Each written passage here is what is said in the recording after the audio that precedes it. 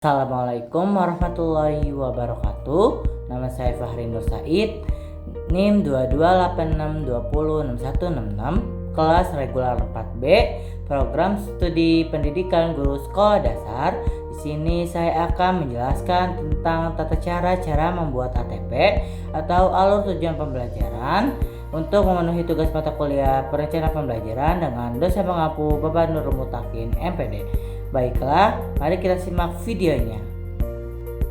Cara membuat alur tujuan pembelajaran. Proses membuat alur tujuan pembelajaran terdiri dari 3. Yang pertama, memahami CP. Yang kedua, merumuskan tujuan pembelajaran. Yang ketiga, menyusun alur tujuan pembelajaran dari tujuan pembelajaran. Pengertian CP.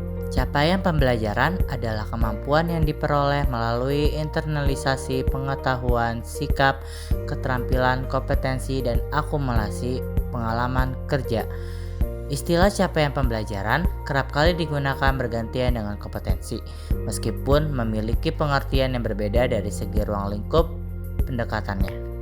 Capaian pembelajaran disusun dalam fase. Satu fase terdiri dari 1-3 tahun. Yang pertama, memahami CP.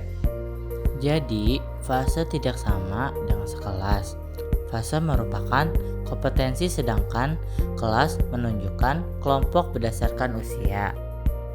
Sebagai contoh, CP pada fase D berlaku untuk kelas 7, 8, dan 9. Saat merancang pembelajaran, pendidik kelas 7 dan kelas 9 perlu duduk bersama untuk menentukan rencana batasan kompetensi di setiap jenjang. Dengan begitu, kompetensi pembelajaran yang akan dicapai peserta didik dapat dipelajari secara berkesinambungan. Oleh karena itu, dalam merencanakan pembelajaran untuk satu fase, guru harus melakukan kolaborasi dengan rekan guru yang sama-sama mengajar pada satu fase yang sama. 4 langkah memahami capaian pembelajaran. Yang pertama, memahami rasional. Yang kedua, memahami tujuan mata pelajaran. Yang ketiga, mempelajari karakteristik. Yang keempat, mempelajari capaian per fase. Tahap 1, memahami rasional. Pentingnya mempelajari sebuah mata pelajaran dan kaitannya dengan profil pelajar Pancasila. Untuk membantu memahami bagian ini, kita dapat menggunakan pertanyaan pematik sebagai berikut. Yang pertama, mengapa peserta didik perlu belajar mata pelajaran ini? Yang kedua, apa fokus utama yang ingin dicapai dalam mata pelajaran ini? Yang ketiga, bagaimana mata pelajaran ini berperan dalam mewujudkan profil pelajar Pancasila? Tahap 2, memahami tujuan mata pelajaran. Kemampuan atau kompetensi yang dituju setelah peserta didik mempelajari mata pelajaran tersebut secara keseluruhan. Untuk membantu memahami bagian ini, kita dapat menggunakan pertanyaan pemantik sebagai berikut. Kompetensi apa saja yang perlu dimiliki peserta didik untuk sampai di capaian pembelajaran di akhir fase? Tahap 3, mempelajari karakteristik. Karakteristik menjelaskan apa yang dipelajari dalam mapel tersebut serta elemen-elemen yang membentuk mata pelajaran. Untuk membantu memahami bagian ini, kita dapat menggunakan pertanyaan pemantik sebagai berikut. Apa karakter serta elemen dari mata pelajaran ini? Tahap 4, mempelajari capaian per fase. Kompetensi yang harus dicapai dalam satu fase. Untuk membantu memahami bagian ini, kita dapat menggunakan pertanyaan pemantik sebagai berikut. Yang pertama, apa yang akan dipelajari di fase ini? Yang kedua, kata kunci apa yang penting dalam CEP? Untuk memahami capaian pembelajaran, pendidik juga bisa membentuk komunitas belajar di satuan pendidiknya, bergabung dengan komunitas belajar yang sudah ada atau belajar dari contoh-contoh CP pada mata pelajaran lain karena pada dasarnya CP disusun dengan prinsip yang sama. Memahami CP adalah langkah pertama yang sangat penting karena tentunya kita sebagai pendidik perlu memahami apa yang akan kita ajarkan. Dengan kolaborasi untuk memahami CP, maka pendidik akan lebih siap dalam melaksanakan langkah selanjutnya, yaitu menetapkan tujuan pembelajaran, menyusun alur tujuan pembelajaran, dan pengembangan modul ajar. Selanjutnya, langkah menyusun ATP. Yang kedua yaitu merumuskan tujuan pembelajaran. 3 alternatif cara merumuskan tujuan pembelajaran. Yang pertama, secara langsung berdasarkan capaian pembelajaran. Yang kedua, dengan menganalisis kompetensi dan ruang lingkup materi pada CP. Yang ketiga, lintas elemen capaian pembelajaran. Prinsip tujuan pembelajaran terbagi menjadi dua. Yang pertama, kompetensi. Yang kedua, ruang lingkup materi. Kompetensi adalah kemampuan mencakup sikap, pengetahuan, dan keterampilan yang dapat ditunjukkan atau mendemonstrasikan peserta didik. Yang kedua, ruang lingkup materi. Konten dan konsep utama yang diperlu dan dipahami pada satu unit pembelajaran. Setelah mempelajari tentang prinsip tujuan pembelajaran, sekarang mari kita coba mempraktikkannya pada salah satu mata pelajaran bahasa Indonesia di fase B.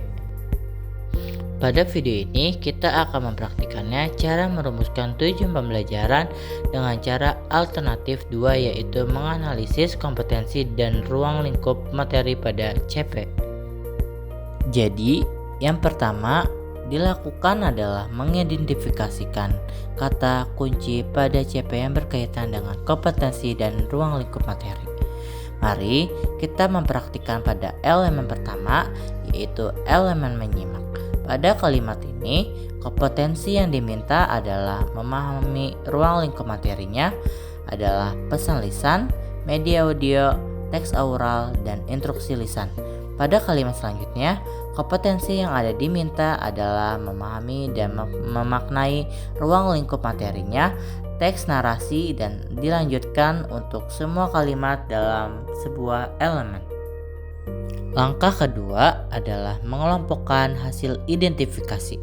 Kita kelompokkan kompetensi dan ruang lingkupnya. Untuk mempermudah analisis hasil identifikasi ini bisa dituangkan dalam tabel seperti contoh berikut. Pada contoh CP, ini diuraikan per kalimat karena setiap kalimat CP dapat memuat ruang lingkup materinya yang berbeda. Tahap terakhir adalah merumuskan tujuan pembelajaran. Misalnya, pada kalimat CP berikut dengan kompetensi dan ruang lingkup yang sudah dipetak, maka tujuan pembelajarannya adalah memahami ide pokok atau gagasan satu pesan lisan.